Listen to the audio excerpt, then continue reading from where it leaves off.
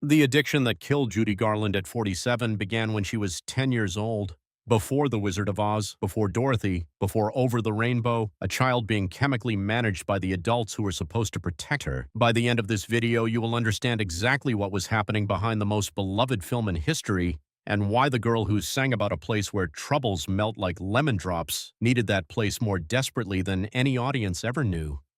Think about being a child and watching those ruby slippers click together 3 times and believing completely in your whole body that it would work, that saying the right words with enough feeling could take you home from anywhere, that somewhere over the rainbow was a real place and not just a song. Thanks to countless television airings between 1956 and 1974, the Library of Congress determined that the film has been seen by more viewers than any other movie in history, more than Gone with the Wind, more than Star Wars, more than Titanic, the most watched film ever made. If you are someone who grew up with these films, who still feels something when the right memory comes back, this channel was built for you. Subscribe before we start. And we are not going anywhere. Let's go. Number 10. She was the third choice. The first two were unavailable. Shirley Temple, 20th Century Fox's biggest child star, was originally sought for Dorothy, but Fox refused to loan her out. Deanna Durbin was also considered but was unavailable. Garland won out over Shirley Temple and Deanna Durbin, who were both bigger stars at the time. She was 16 years old. Careful costuming and bandaging used to make her appear younger. Think about your own grandmother possibly remembering when Shirley Temple was the name everyone expected to see in that gingham dress, and how completely different her own childhood memory of this film might have felt if Fox had simply said yes. Number 9. 4 directors. One quietly saved the entire film.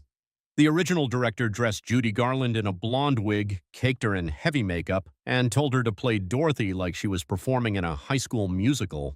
The footage was so bad that MGM panicked, fired him after just a few weeks, scrapped everything he'd shot, and brought in veteran director Victor Fleming. Fleming ditched the wig and stage makeup and told Judy to just be herself. Picture an entirely different Wizard of Oz, the one MGM almost released. A blonde, heavily made-up Dorothy who never became the girl your own mother grew up adoring, simply because one director's instinct happened to be wrong. Stay with us, because what happened behind the camera on this production was considerably darker than anything that ever made it onto the screen. Keep going. Number 8. The first Tin Man almost died. Nobody told the second one why. Buddy Ebsen filmed as the Tin Man for 10 days before he was hospitalized, forced to leave the movie after inhaling the aluminum powder meant to make his skin look silver. My breathing was excruciatingly labored. No oxygen seemed to reach my lungs. I wondered if I was dying, he later wrote. He was replaced by comedian Jack Haley. This time, filmmakers pre-mixed the aluminum dust with the white paint to prevent inhalation, but Jack ended up in the hospital after the paste got into his eye. Think about your own father watching that Tin Man sing, "If I Only Had a Heart," with absolutely no idea 2 different men had nearly lost their health just trying to look like him on screen. Number 7. The witch was burned. Her stunt double was hospitalized. Margaret Hamilton, the actress who played the Wicked Witch of the West, suffered 2nd and 3rd-degree burns during one scene. Her stunt double, Betty Danko, was hospitalized after a separate explosion. Picture the genuine fear your own mother might have felt as a child watching that green-faced witch disappear in flame and smoke, never knowing the actress underneath that makeup had actually been burned doing it. Number 6. The snow was asbestos. 2 cast members later died of cancer. Asbestos, now known as a deadly carcinogen, was used to create the snow that falls on Dorothy and her friends after they fall asleep in a poppy field.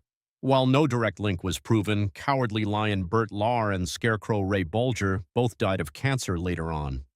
Think about that gentle, magical snow falling across the screen, and what your own grandparents had no way of knowing was settling into the lungs of the actors lying beneath it take after take.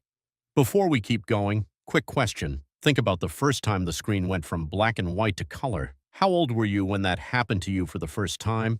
And who was in the room with you? Drop both answers in the comments. We want to know.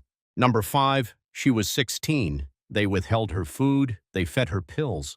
Judy Garland, who signed with MGM at the age of 13, was constantly berated by studio executives for her weight. One abusive boss even referred to her as a fat little pig with pigtails. She was put on a strict diet consisting of chicken soup, black coffee, 80 cigarettes a day, diet pills, and amphetamines. MGM executives placed Garland on a strict diet and forced her to take pep pills to keep her energetic during excruciatingly long work hours, followed by sleeping pills to help her rest.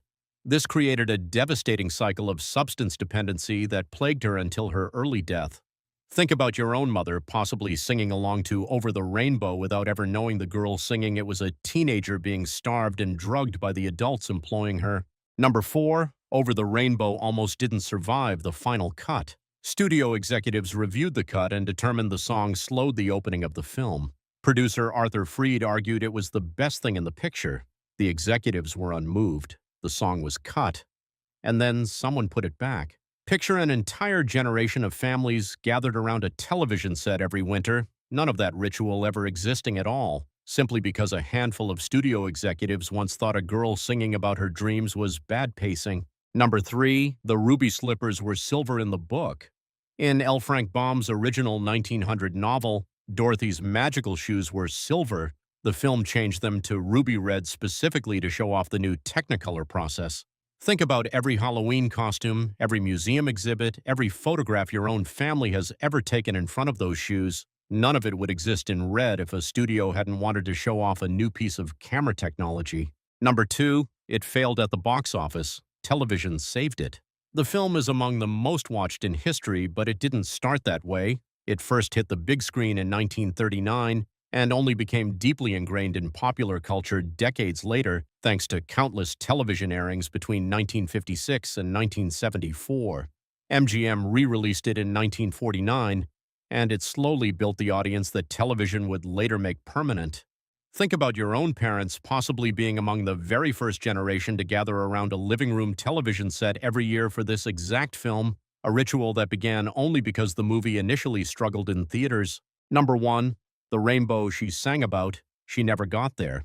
Judy Garland died on June 22, 1969. She was 47 years old. The cause of death was an accidental barbiturate overdose, the same substances MGM had started feeding her when she was a teenager, building on a dependency some accounts say had actually begun even earlier at the hands of her own mother pushing her to stay awake for long performance schedules. Judy Garland sang about a land over the rainbow where skies are blue and the dreams you dare to dream really do come true. She sang it at 16. She sang it for the rest of her life. She never found it, not the way the song promised. But here is the thing. Every child who ever clicked their heels 3 times, every person who ever closed their eyes and said the words, every generation that sat in front of a television on a winter evening and watched those ruby slippers catch the light, they found it. She gave it to them. Every single time. That is the Wizard of Oz. Tell us in the comments who was in the room with you the first time that door opened and the color came through. Because that person matters. That moment matters. Write it down, subscribe, and hit the bell. We will see you in the next one.